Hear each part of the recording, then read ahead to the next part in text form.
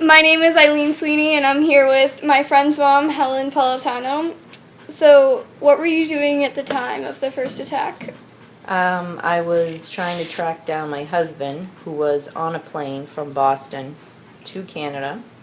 I had gotten phone calls. I didn't know at the time what had happened. People were calling, family members knowing that Vito was traveling. And I had my daughter home, who was maybe about 14 months, and then my nephew, who was 3, and then my son was at preschool, just dropped him off, and then they had called saying all kids had to get picked up. My parents came, and we were just trying to track down Vito, because at that time they were talking of another plane that was out of Boston, that could have been out of Boston, that was on the list. So we didn't know if it was him or not, so it was pretty stressful. So when I would call his phone number, it would go right to voicemail. And then, not trying to make him nervous, I just was saying that there was something going on in Boston, New York, and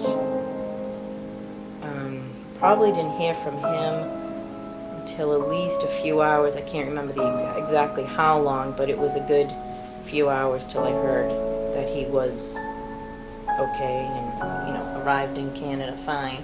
But it was just mostly people coming and calling, knowing that because he travels a lot, and where he was and if he was either home or was he traveling. I was happy. I was relieved, ecstatic.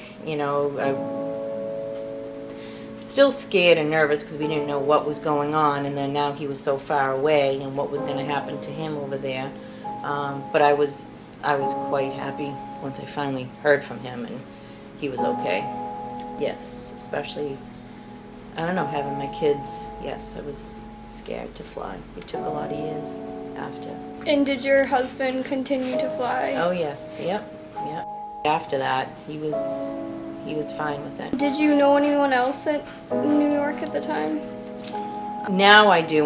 When we talk about it, now I hear of people whose family members were there in the city working, and you hear their stories, and it's just unbelievable. It's just unbelievable. You can't even imagine what they went through.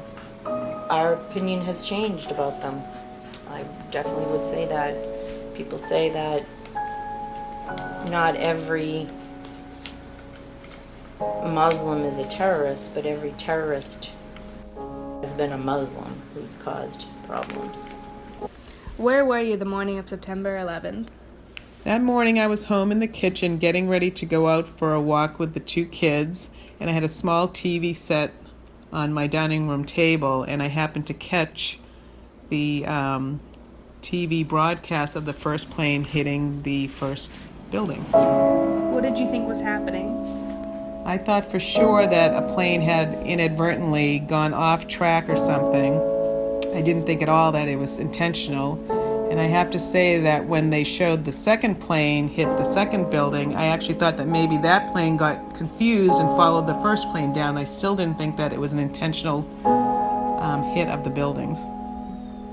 I actually was speaking to my sister, and I even said to her that I thought the plane had accidentally crashed into the building. And I remember her saying that she never thought that that would accidentally happen, that it must have been intentional, which I just couldn't believe. What was your most vivid memory? I think the most vivid memory of that morning was I went for the walk, and I felt like the whole town of Reading was completely deserted. There were almost no cars on the streets and no people walking around. It was almost like a ghost town. Like everybody was feeling like such a tragedy happened and they were staying home to watch the TV or something.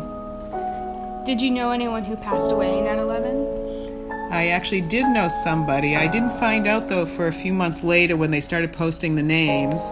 But it was a gentleman I used to work with in Boston years ago, and he had moved back to New York and worked for a company that was in the South Tower, which got hit second.